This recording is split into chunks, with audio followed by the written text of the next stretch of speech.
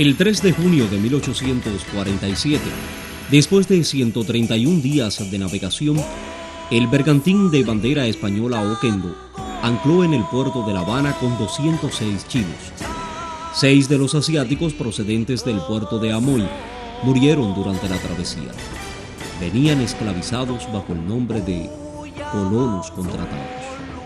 Al principio de ellos vinieron muchos engañados, firmando un contrato, entre comillas, donde decían que iban a ganar 8 pesos mensuales y con ese dinero después poco a poco iban a poder regresar nuevamente. Este sueño nunca llegó a realizarse. El cargamento de chinos estaba consignado a la Real Junta de Fomento y los integrantes de esa nueva inmigración fueron alojados en el ultramarino pueblo de Regla, muy cerca de la ciudad de La Habana. Justamente en este lugar, en el sitio donde estuvo ubicado este depósito, hay una tarja que señala este lugar, que además ya está reconocido como un sitio histórico. Del cargamento del Oquendo salieron diversos lotes de chinos contratados. Venían los hacendados de todas las regiones del país a buscar chinos, a contratar chinos. Es posible que los hacendados de Bayamo también hayan llegado aquí a Regla a contratar chinos que después trasladaron a sus haciendas para ubicarlos fundamentalmente en el cultivo de la caña y del café. El 12 de junio llegó al puerto de La Habana otra fragata procedente del puerto de Amoy. Su cargamento fue de 365 culíes, nombre que también recibían esos chinos. Fueron vendidos en los mercados y comprados incluso a precios de hasta 300 pesos para la época. O sea, se veía en esta mano de obra, una mano de obra muy barata. Las agencias para la contratación de culíes destinados a Cuba radicaban en Macao, posesión portuguesa, situada a 80 millas al sur de Cantón. Allí fueron reclutados chinos de muy variadas ocupaciones. La creencia general es que prácticamente todos los chinos que llegaron a Cuba procedían directamente desde los diferentes puertos de Asia. Sin embargo, en estos mismos años, dada la condición de muy trabajadores que eran estas personas, los esclavistas cubanos demandaban una y otra vez esta mano de obra. Pasado algún tiempo, los incalificables y reiterados abusos cometidos con los culíes fue dejando una amarga y dura experiencia en los nativos.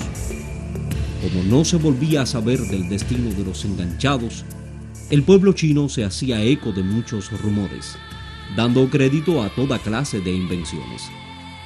Decían que se llevaban a los culíes para comérselos, otros que para matarlos y extraer cierta sustancia de sus cuerpos y hasta para venderlos a los antropófagos de la Oceanía. Cualquier cuento, por inverosímil que pareciera, hallaba cabida en la imaginación de aquellas gentes que rara vez observaron el retorno de sus seres queridos. Se dice que algunos culíes fueron cazados como bestias feroces y llevados violentamente a bordo de los buques para ser conducidos a las más apartadas regiones o bien seducidos con engañosas promesas, ocultándoles el país al que los transportaban y la clase de trabajo a que se obligaban. Una vez atrapado el culí, era llevado al depósito donde quedaba obligado a firmar la contrata, cuyo texto estaba redactado en español y en chino. Esos primeros chinos pasaron por las manos de recalcitrantes esclavistas como los zuluetas y los calvos, lo que establecieron un contrato muy leonino que los condenaba a una vida semiesclava en Cuba. Por esta contrata, el culí se comprometía a embarcar hacia la isla de Cuba para trabajar a las órdenes de los señores que le ofrecían el contrato o de cualquier otra persona que pasara a ser su patrón. Según expresaba este documento, el culí contratado quedaba obligado a trabajar durante 8 años consecutivos para su patrono en cualquier tipo de faena. Por 4 pesos mensuales de sueldo durante los 8 años, debía invertir un promedio de 12 horas diarias de trabajo en el campo y más horas diarias en el servicio doméstico.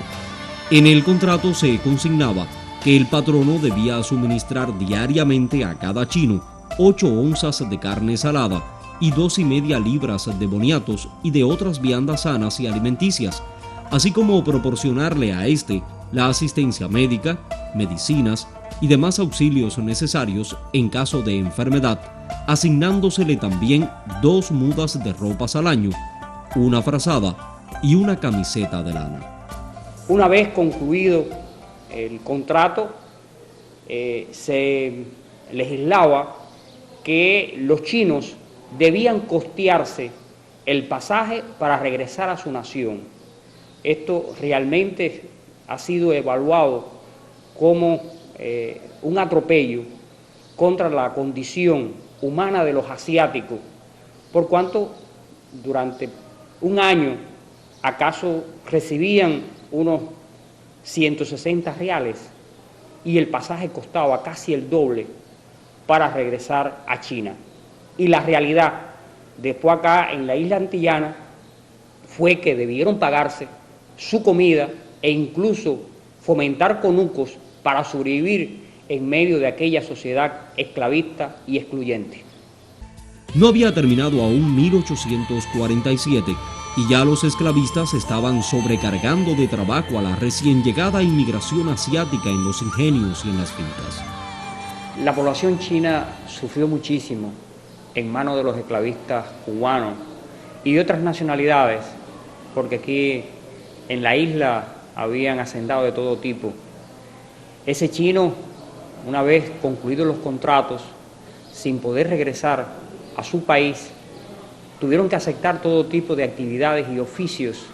Antes de que se cumpliera el primer año de la llegada del Oquendo, hubo numerosos casos de chinos que, en distintos lugares de la isla, se fugaban de las fincas o casas de sus patronos para andar sin rumbo fijo, siendo perseguidos y aprehendidos muchos de ellos. Un reglamento trataba de evitar esas fugas, conteniendo artículos tan inhumanos como el que señalaba que el colono que desobedeciera la voz del superior, resistiéndose al trabajo y a cualquiera de sus obligaciones, podía ser corregido con 12 cuerazos. Si persistía, con 18 más, y si aún así no entraba en lo que llamaban la senda del deber, se le pondría un grillete y se le haría dormir en el cepo.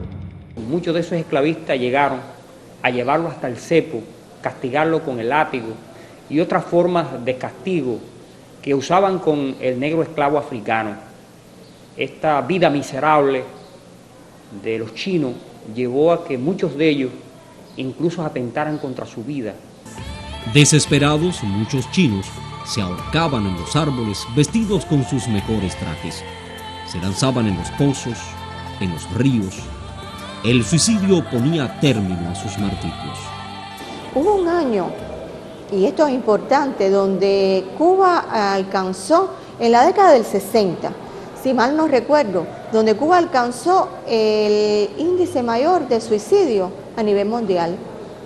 Y justamente porque era los chinos que se suicidaban prácticamente en masa. Sin embargo, otros decidieron incorporarse a la guerra de independencia de Cuba, que hubieron batallones numerosos de chinos.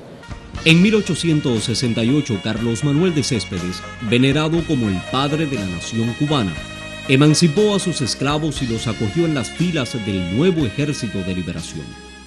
En el caso oriental, crisol de la nacionalidad, es bien ejemplarizante el lugar que tuvo el chino, porque las crónicas de guerra, tanto la de Miró Argenter como todos los diarios de guerra de los padres fundacionales de la nación cubana, recogen la presencia de los chinos dentro de la gesta libertadora, es decir, se unieron o se fueron a la manigua a redimirse de la propia esclavitud de la que eran objeto. Un registro de la población china que hizo el régimen colonial español en 1872, 4 años después del inicio de la guerra, mostraba que el 20% de los trabajadores chinos en servidumbre habían huido de las plantaciones a las que estaban ligados. El chino fue muy poco valorado, porque esto tiene su explicación. El negro esclavo era comprado, el chino era contratado. Ese hacendado, ¿a quién valoraba más? ¿Al chino o al negro esclavo? Al negro esclavo, que era comprado, que formaba parte de su propiedad privada. Miles de estos prófugos se sumaron a los mambises, como se llamaban los combatientes del Ejército Libertador. Los líderes revolucionarios planteaban que llevaban adelante aquella revolución para la igualdad de todos los hombres. En una Cuba que luchaba por su independencia no podían haber hombres esclavos. De ahí que esta lucha se definiera como la lucha también por la libertad del chino en la colonia. Una famosa batalla durante la Primera Guerra de Independencia ha pasado a la historia como el ataque de los chinos. En 1873, bajo el mando de Antonio Maceo, una unidad escogida con esmero que incluía a muchos chinos se infiltró en la ciudad de Manzanillo, en el oriente de Cuba, con órdenes de atacar la guarnición española. Los mambises chinos no solo lucharon con valor y tesón ejemplares, fueron los que encabezaron la infiltración de la ciudad, penetrando las líneas de defensa que los propios chinos habían sido forzados a construir por el régimen colonial español. No necesitaban mapas, conocían esas fortificaciones como la palma de su mano. Sin embargo, hay mucho que no se sabía bien por qué.